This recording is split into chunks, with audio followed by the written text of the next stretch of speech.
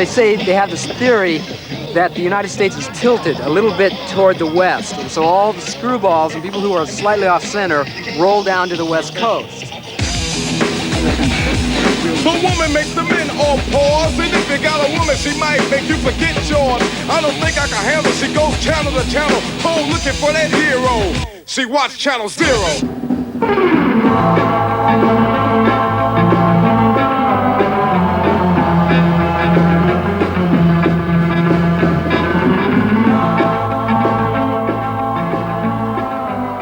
Iets ten zuiden van Los Angeles, in San Juan Capistrano, ligt het kantoor van Surfer Publishing, de uitgever van Surfer Magazine, het blad voor surfend Amerika. Met de winsten uit dat blad startte de uitgever onlangs een wat gewaagdere publicatie, Beach Culture. Een blad vol surf, fashion, music, travel, film, art en attitude. It's an experimental magazine in many ways. In finding a circulation and distribution for it. We're finding that it's selling well in inland areas. And we're not used to distributing there. The graphic treatment of the magazine is very progressive. I mean, there's things, all the rules of normal graphic composition are broken. These are some shots we've just got in from an artist who takes surfboards and cuts them up and rearranges them and forms them into new art using old abandoned surfboards. And he paints on them, and so we're going to do a little thing on him on the next issue. That's the cover of the last issue. This is our fourth issue, end of summer, and kind of a moody piece with the that Anton Corbin from London shot, and From Holland, if I may correct you. Is it Holland? Yeah, okay. He's a Dutch photographer. Okay, you're right. Yeah, well, I know he gets around a lot. Yeah. Anyway, here's some more of Anton's, some of his first color work that he's done, and so we were able to get some of that from him and do a short interview with him, because this is somebody that we think has got the attitude of beach culture in the magazine. He doesn't surf himself. There isn't necessarily a beach person, but it's more about an attitude of the beach. The surf beach culture is very much an icon or a symbol of the Southern California lifestyle. When someone comes to California from somewhere else, one of the things they want to see is surfing.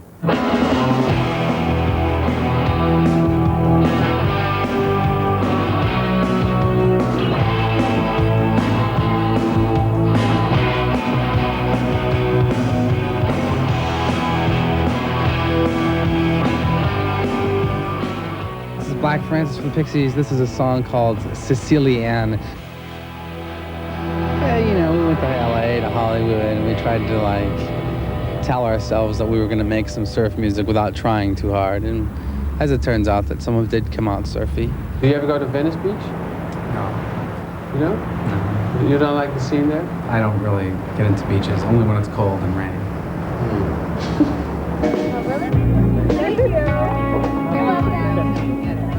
We've just been staying in the studios and telling ourselves we're in California.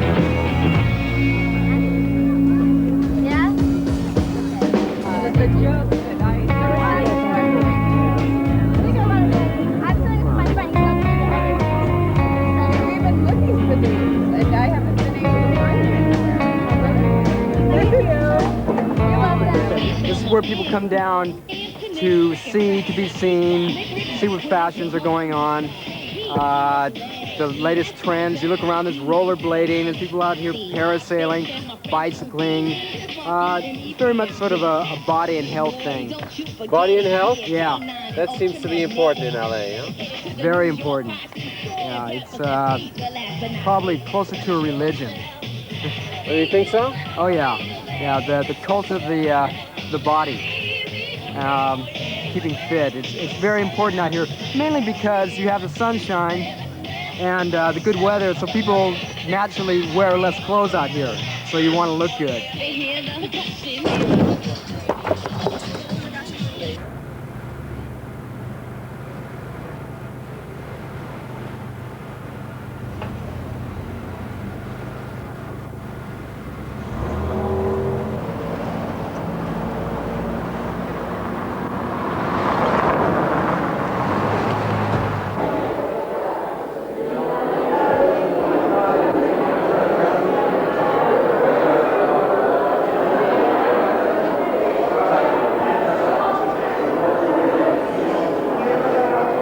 This is Dutch TV. Yeah, it is. My name is John Van Hammersveld. I live in Malibu. I've been surfing for about 35 years. I was asked to build one of these surfboards.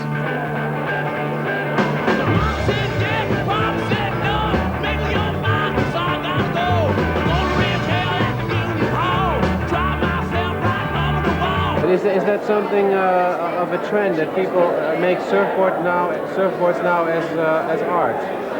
Well, I think so. I think it's kind of catching on, that it's sculpture, it's painting all in one. And it's really been a lot of fun. There's been such positive response that everybody wants to get involved. And so we feel that there's an opportunity to take the show maybe even to other countries. This event is about Heal the Bay.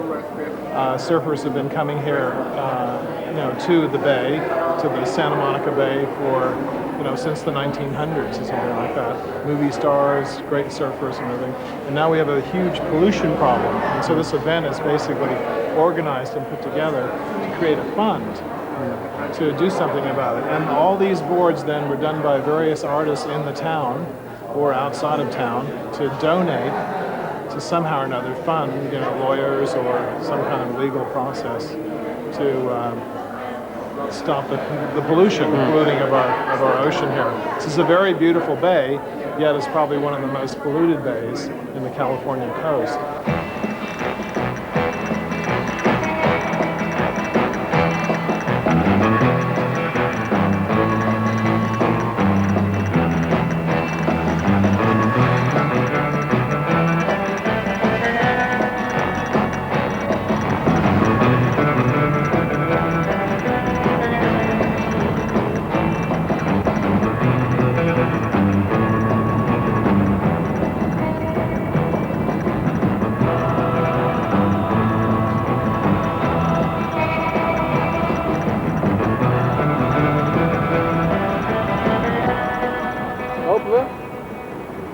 So this is your office, Steve? Yes, it is. This is where I come to get my inspiration and my ideas. So where are we here? We're down here at Malibu Beach in LA County. Basically, this is where it all started, the whole surfing myth. Really? Yes. When was that? Late 50s, early 60s. Malibu was a very easy wave to ride because back then they had these big heavy boards that basically needed a wave that broke real uniformly and easy. And this is where they would bring their boards down, these huge 150-pound redwood planks. They call them kook boxes. And they'd come out here and they'd ride and they'd get on the nose and they'd pose and surfers back then were bigger. They had great physiques and they'd get up on the nose and they'd pose, A lot of good surfers ride in Malibu. One of the best is Lance Carson. Say hello to the folks, Lance. Atta, baby. When Lance goes out at Malibu, he really gives the place a going over. He stays in just the perfect spot in the wave, which is right in front of the whitewater in the breaking part of the wave, called the curl. The main object in surfing is to always remain in the curl. Stay as close as possible to the whitewater without actually getting caught by it. All the maneuvers in surfing, turning, stalling, trimming, riding a nose, are directed toward the ultimate aim of staying in the curl.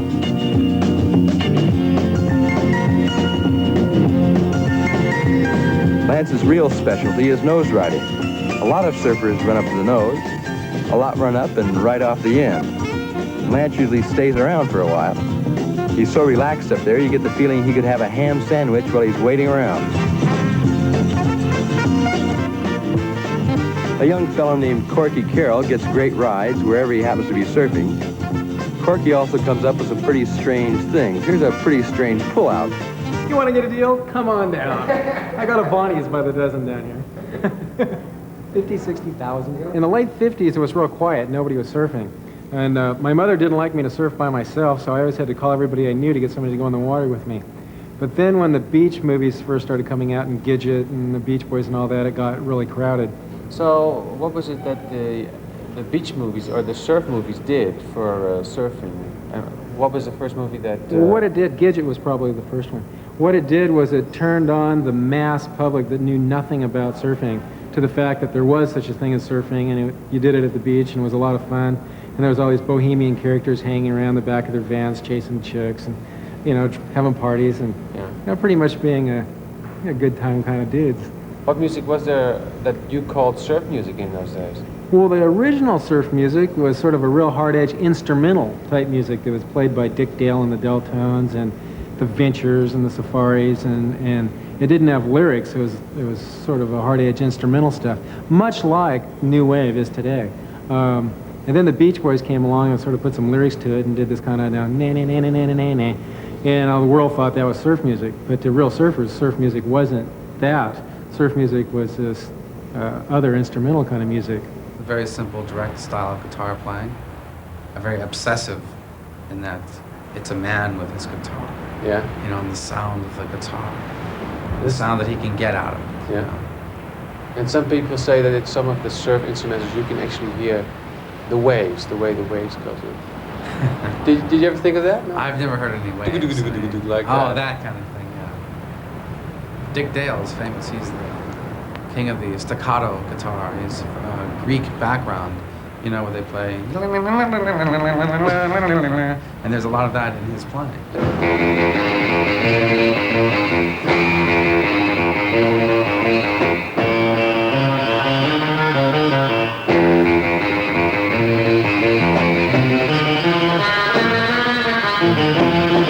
Dick Dale was a surfer. Yeah, right.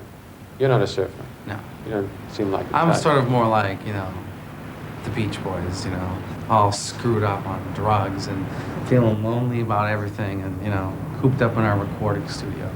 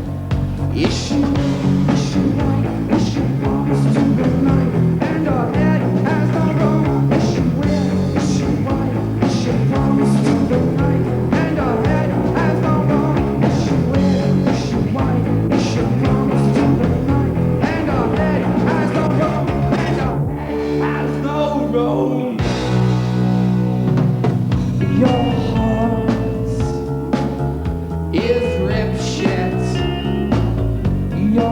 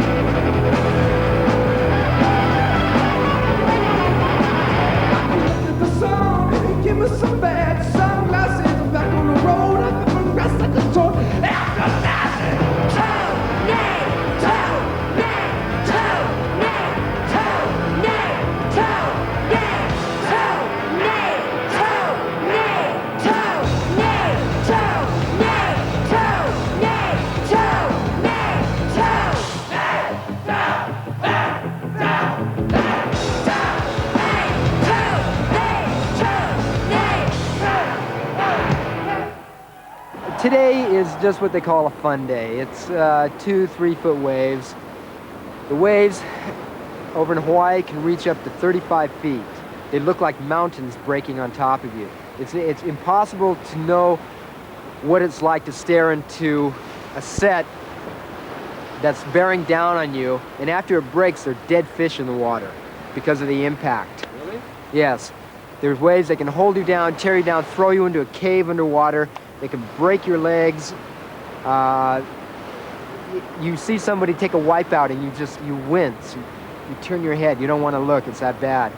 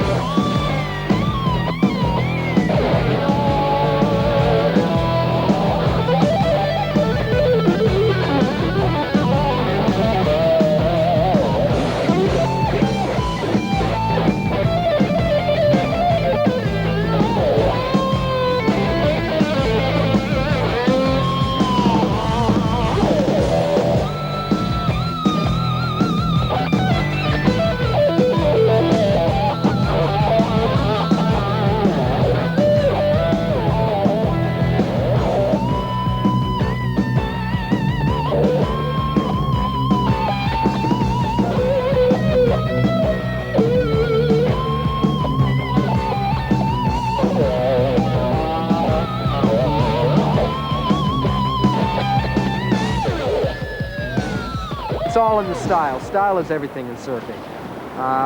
It's the ability to make, like theater, you want to have an element of danger in it, and yet you want to make the impossible look easy. It seems easy when you look at it, you know, you think, oh yeah, something I could do. Yeah, it's, on the contrary, it's probably one of the most difficult things in the world you can do. I ask anybody who wants to learn surfing, I say, do you have 10 years? Because that's what it takes really to become proficient. And if you're willing to dedicate your life to it, throw away your job, your family, aspirations, then possibly you'll become a good surfer. Other than that, you're just gonna be a weekend warrior. Because it's so funny, you talk to people over here and they say, you know, I'm an artist, but I'm also a surfer. It's something that's like a second job or something they do. It's very, like you say, they're proud of it. It's an identity. A lot of people will say, I'm a surfer and I'm also a doctor. Or I'm a surfer and I'm a teacher. They would rather be known as a surfer than anything else because it's cool to be a surfer. A doctor, well, you know, anybody can be a doctor.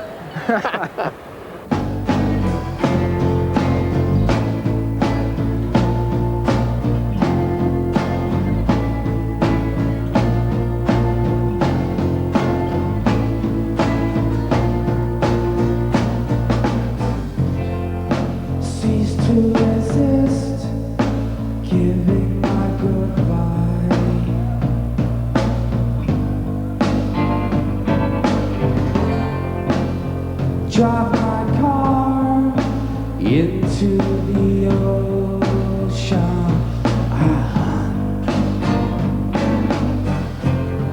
You think I'm dead, but I said away.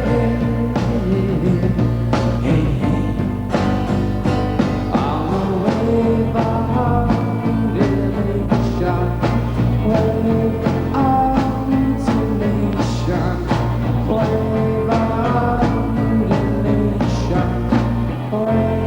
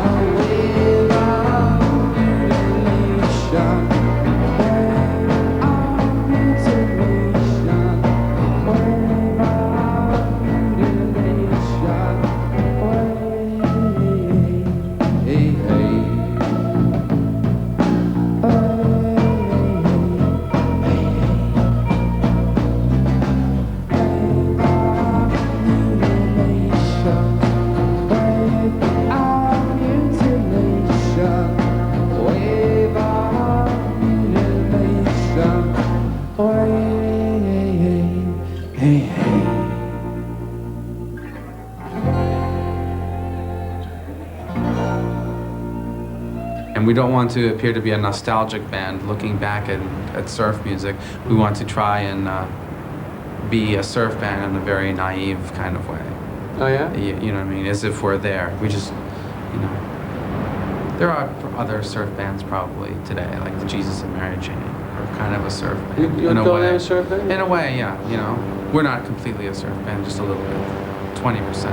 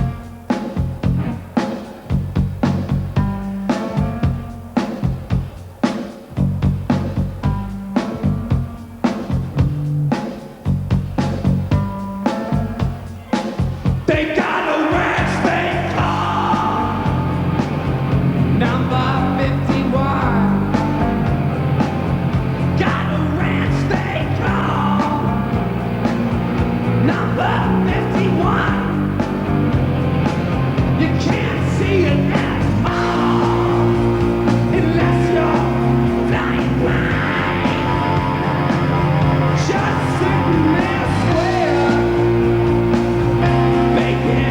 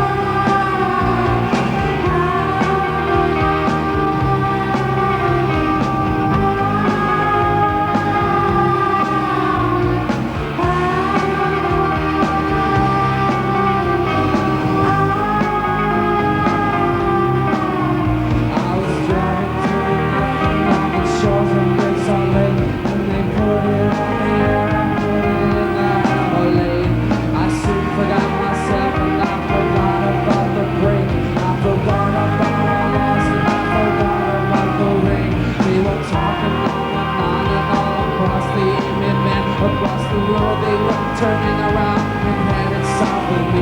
It got so crowded.